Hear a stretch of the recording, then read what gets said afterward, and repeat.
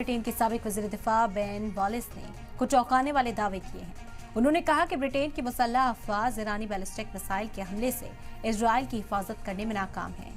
वॉलिस ने आगे बताया कि ब्रिटेन की रॉयल एयरफोर्स के पास उन हथियारों की कमी है जो ईरान की तरफ से मंगल को किए गए हमले को रोकने के लिए जरूरी हैं। यही वो वक्त था जब तेहरान ने इजरायल पर अपने सबसे बड़े हमले लगभग 200 लंबी दूरी की मिसाइलें दागी।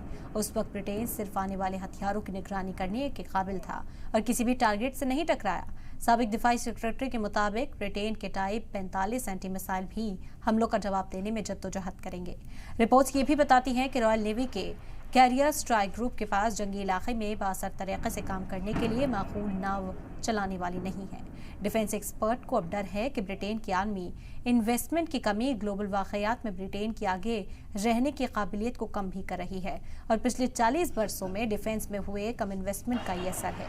इसी बीच वेस्ट एशिया में बढ़ती कशीदगी के साथ अमेरिका ने अपने नेवी अफसरान के 3 जंगी जहाज इजरायल के पोर्ट पर भेजे हैं। ब्रिटेन भी ईरानी बैलिस्टिक मिसाइल्स के खिलाफ तैयार कर रहा है।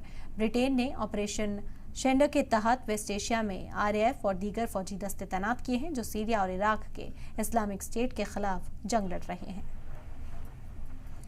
तो लगातार तस्वीरें जंग की और कशीदा होती हुई नजर आ रही हैं। इस बीच ब्रिटेन के साबिक वज़ीर दिफा बेन वॉलिस ने कुछ चौंकाने वाले दावे किए हैं। उन्होंने कहा कि ब्रिटेन की मुसल्लह अफवाज ईरानी बैलिस्टिक मिसाइल के हमलों से इजरायल की हिफाजत करने में नाकाम है और ये चौंकाने वाला खुलासा ज़ाहिरी तौर पर माना जा रहा है क्योंकि ब्रिटेन में हथियारों की जो वसाइलों की प्रोडक्शन है उसके लिए इन्वेस्टमेंट कम किया गया है।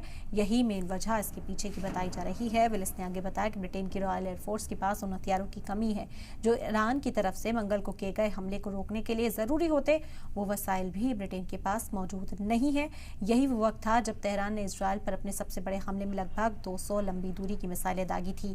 उस वक्त ब्रिटेन सिर्फ आने वाले हथियारों की निगरानी करने के ही काबिल था और किसी भी टारगेट से नहीं टकराया था। साबिक दिफाई सेक्रेटरी के मुताबिक ब्रिटेन के टाइप 45 एंटी मिसाइल भी हमलों का जवाब देने के लिए जद्दोजहद करती ही नजर आएंगी। रिपोर्ट्स ये भी बताती हैं कि रॉयल नेवी के कैरियर स्ट्राइक ग्रुप के पास जंगी इलाके में बासर तरीके से काम करने के लिए माकूल नाव चलाने वाली नहीं है।